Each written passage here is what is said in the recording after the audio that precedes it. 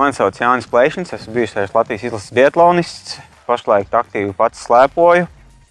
Esmu arī piedalījies vairākos slēpojumos apkārt Alaugstam.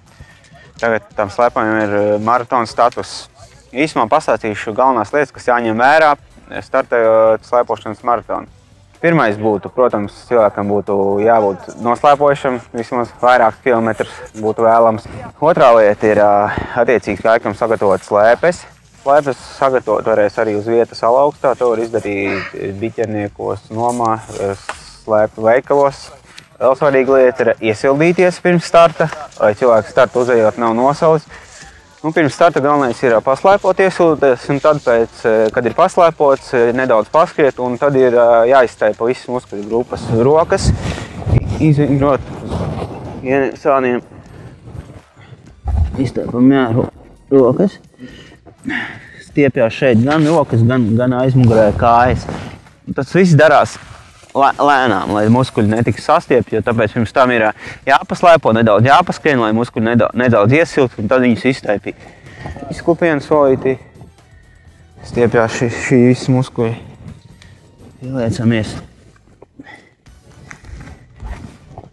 Un trešā lieta sadalīt par distances spēkus, lai nav tā, kad pašā startā ļoti ātri sāk un pēc tam nepietiek spēka līdz beigām. Tas ir ļoti svarīgi. Katrs cilvēks savas spējas apmēram zina un līdz ar to sadalīt vajag viņas vienlīdzīgi, jo maratons ir tomēr garš. Vēl ir ļoti svarīga lieta saģērbties. Attiecīgi jāskatās ir pēc laika apstākļiem. Ja laika apstākļi ir apmēram līdz -10 grādiem, būtu jāģērbjās apakšā siltā termo apakšveļa un pa virsu slēpošanas kombinezons.